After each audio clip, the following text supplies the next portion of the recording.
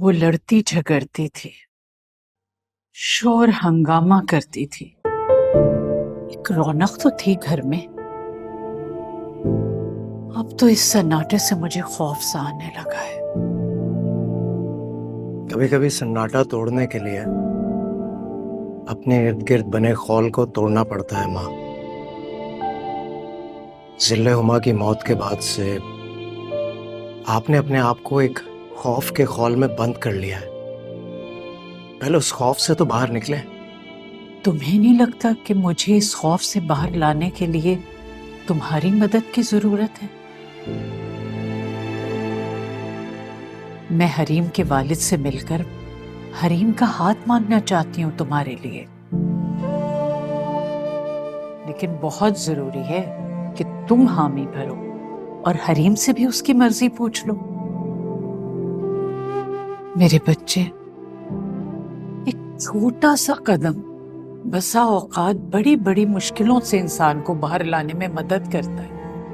अपने लिए नहीं, मेरे लिए तुम्हें यह कदम उठाना होगा। माँ, हरीम के साथ मेरी एक अंडरस्टैंडिंग है, एक अच्छा वर्किंग रिलेशनशिप है, ट्रस्ट है। प्लीज उसे कमजोर मत कीजिए। कमजोर नहीं मुदस्सिर, और मजबूत होगी। मेरा यकीन तो करो। देखो, वो बच्ची भी तन्हा जिंदगी गुजार रही है, उसे भी माशरे का सामना है। तुम्हारा साथ उसके लिए एक प्रोटेक्शन का एहसास बन जाएगा। हरीम बहुत स्ट्रांग लड़की है। उसने अपनी जिंदगी के मुश्किल से मुश्किल हालात को हंसकर झेला है। उसे वीक ना समझें। मेरे दिल में हरीम की बहुत इज्जत है, कदर है। मैं कोई ऐसी वैसी बात करके अपनी कदर खोना नहीं चाहता। अगर तुम कहो तो मैं करके देखूं? क्या कहेंगे आप? मैं कहूंगी, मेरे बेटे को नहीं, मुझे तुमसे मोहब्बत हो गई है। तुम मेरे घर मेरे बेटे की दुल्हन बनकर आ जाओ, मेरे घर में रौनक कर दो। खुदा का शुक्र है, एक अरसे बाद तुम्हें यूं हंसते देखा। खाना खाएं। हाँ।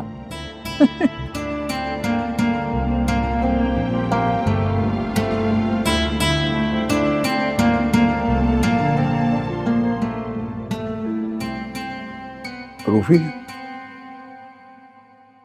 बेटा मैं सोच रहा हूं कि हमें हरीम की तरफ से खुला का मुकदमा दायर कर देना चाहिए।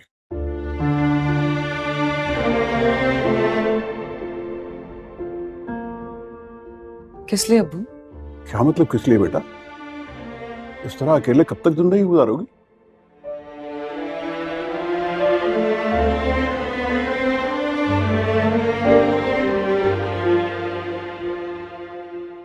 अकेले क्यों? आप लोग हैं ना मेरे साथ। बाबा ठीक कह रहे हैं। तुम्हें कभी ना कभी अपने लिए फैसला तो करना होगा। भाई, मैं जिंदगी के इस बाप को हमेशा के लिए बंद कर चुकी हूँ। मुझे कोई इंटरेस्ट नहीं है। बात दिलचस्पी की नहीं है बेटा, बात है जरूरत और दानिशमंदी की। देखो, एक बाप होने के नाते मेरा ये फर्ज है कि मैं अपनी जिंदगी में ही तुम्हारा हाथ इसी महफूज और मजबूत हाथ में थमा दूं। आपको क्यों ऐसा लगता है कि मैं इनसिक्योर फील कर रही हूँ? ऐसा बिल्कुल भी महसूस नहीं करती अब्बू। हरीम, बहुत अच्छी बात है कि तुम ऐसा महसूस नहीं करती। एक औरत को मजबूत होना चाहिए, लेकिन बाबा भी गलत नहीं कह रहे। तुम्हें किसी भी हालत में खुला हासिल करना होगा।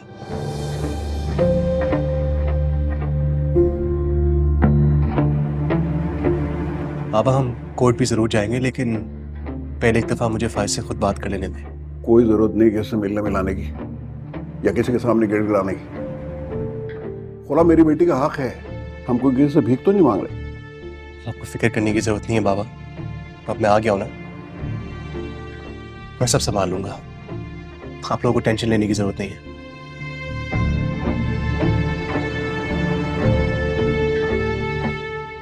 आपको पता है, जब से आप मेरी जिंदगी में वापस आए हैं, मुझे ऐसा महसूस हो रहा है जैसे तपती धूप से घनी छांव में आ गए हैं।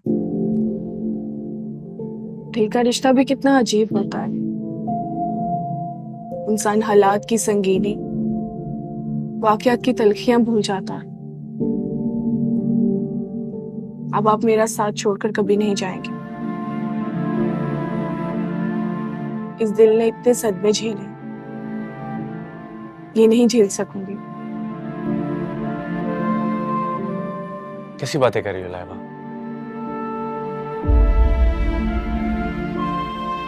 मैं खुद तुम्हारे पास वापस सारी किस्सें चला कर आया हूं। वो छांव की तलाश में जो मुझसे कहीं खो गई थी। मेरे पास वापस जाने का कोई रास्ता नहीं है। मैं तुम्हें सिर्फ ये बताना चाहता हूं कि जिस ऐशो आराम की जिंदगी की तुम आती हो, वो शायद मैं तुम्हें कुछ अर्से ना दे पाऊं, क्योंकि घर वालों से अलग होने के बाद मेरे पास एक मामूली नौकरी के अलावा कुछ भी नहीं है। किस ऐशो आराम की जिंदगी की बात कर रहे हैं आप? वो जिस पर मैं शर्मिंदा और नादिम। मुझे ऐसा कुछ भी नहीं चाहिए वकास, जिसके लिए कभी मैं आपको कोई गलत काम करने पर मजबूर करूंगी।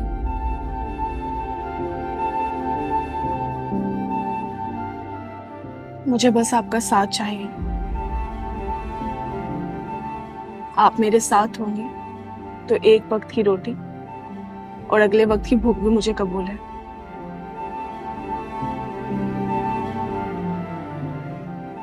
तो फिर ठीक है, मैं कुछ इंतजामात कर लूं, फिर बताता हूं कि हम शादी कब कर रहे हैं। जब तक तुम अपने घर वालों को राजी करो।